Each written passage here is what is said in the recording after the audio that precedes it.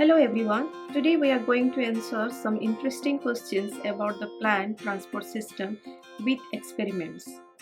Let's start with our first question. What are the two main transport systems in plant?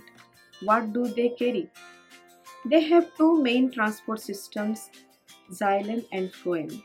The xylem is like a series of tubes that transports water and minerals from the roots all the way to the leaves. So when you water a plant, that's how it gets to the top. Meanwhile, the phloem carries sugar made in the leaves during photosynthesis to all the parts of the plant.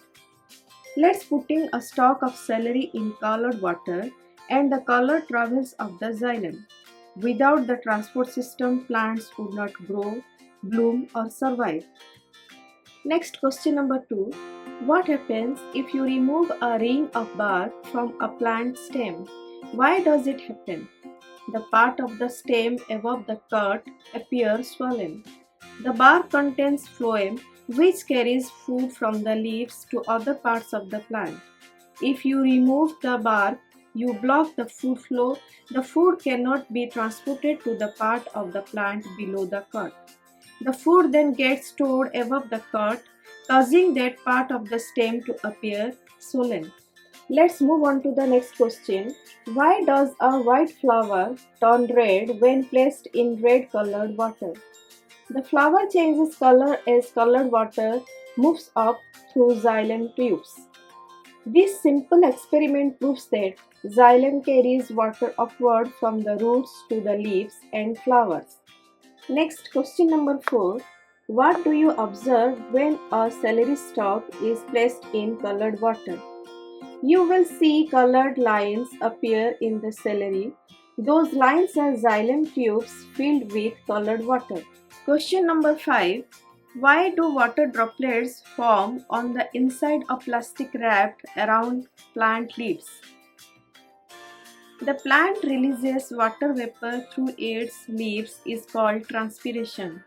Water from inside the leaves evaporates and then condenses on the plastic wrap. Then question number 6. What happens to a plant that is not watered for a few days? It wilts and eventually dries up. Because without water, the xylem cannot transport moisture to the leaves and the plant loses firmness. Next, question number 7. What happens when you put a flower with no roots in water and how does it compare to one with roots?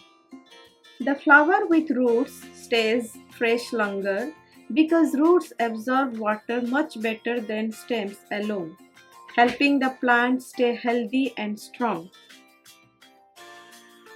Next, question number 8.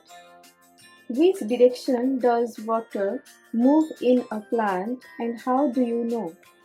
Water moves upward from roots to leaves, here in the colored celery experiment. Colored water travels only up through the xylem to all parts of the plant. So today we have learned about how the plant's transport system works, how water goes up and food goes all around to help the plant grow strong and healthy.